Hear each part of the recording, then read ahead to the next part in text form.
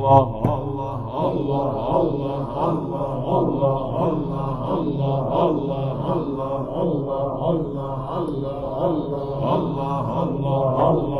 علیکم ورحمۃ اللہ تعالیٰ وبرکاتہ۔ امید کرتا ہوں کہ آپ سب خیریت سے ہوں گے۔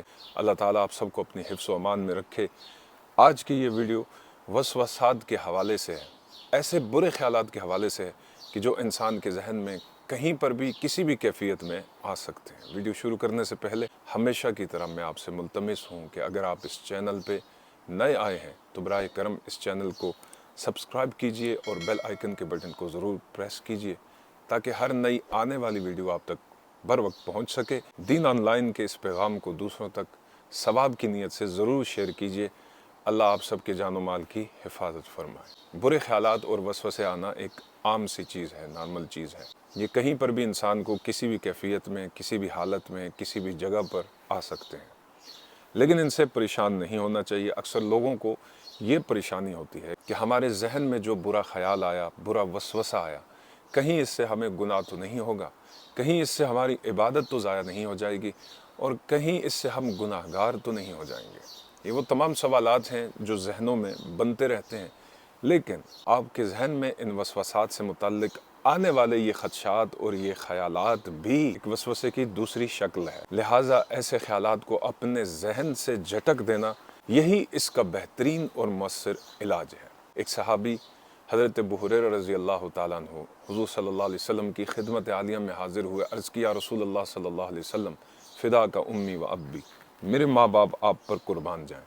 یا رسول اللہ، کبھی کبھار ہمارے ذہنوں میں اٹھنے والے عجیب و غریب قسم کے خیالات ہمیں بہت زیادہ پریشان کر دیتے ہیں، جن کا اظہار ہم اپنی زبان سے نہیں کرنا چاہتے، اور نہیں چاہتے کہ ہمارے ذہن میں، ہمارے دل میں جو خیال آیا، جو سوچ آئی، ہم کسی کو اس کے بارے میں بتائیں، نہیں بتانا چاہتے، اس لیے کہ وہ اس قدر گندے خیالات ہوتے ہیں، غلیظ خیالات ہوتے ہیں۔ یا رسول اللہ، ہم کیا کریں؟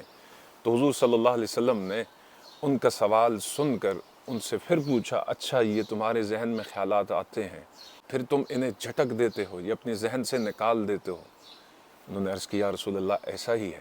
تو حضور نے فرمایا، یہ تمہارے ذہن میں خیالات کا آنا، پھر ان خیالات کو جھٹک دینا اور اپنا ذہن دوسری طرف مشغول کر لینا، یہ تمہارے ایمان کی نشانی ہے۔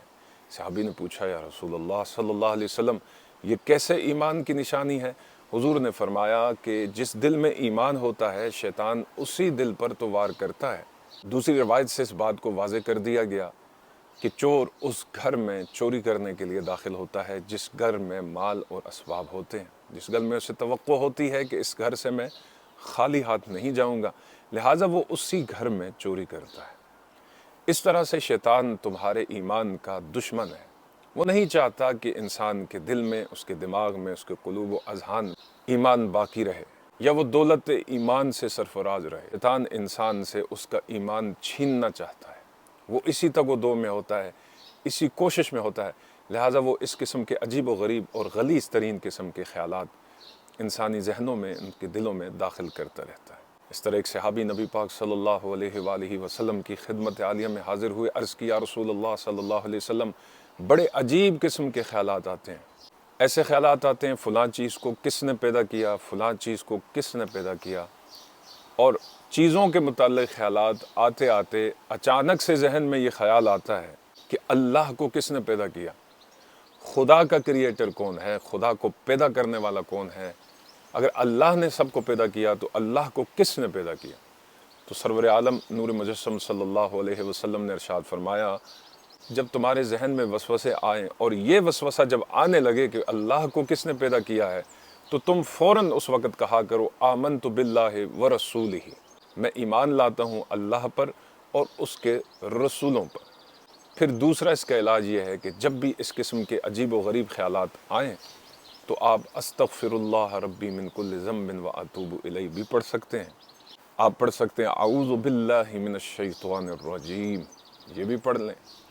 آپ لا حول ولا قوت الا باللہ العلی العظیم، یہ بھی پڑھیں۔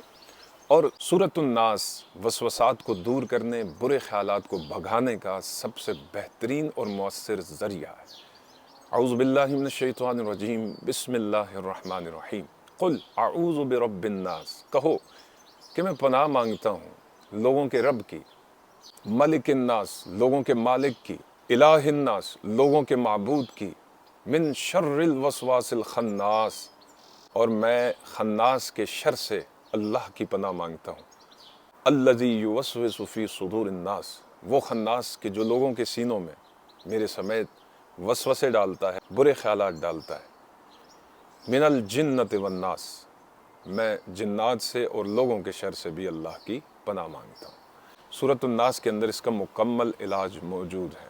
याद रखिए, आपके जहन में आने वाला हर वसवसा, हर बुरा ख्याल आपके नफ्स और शैतान की तरफ से होता है।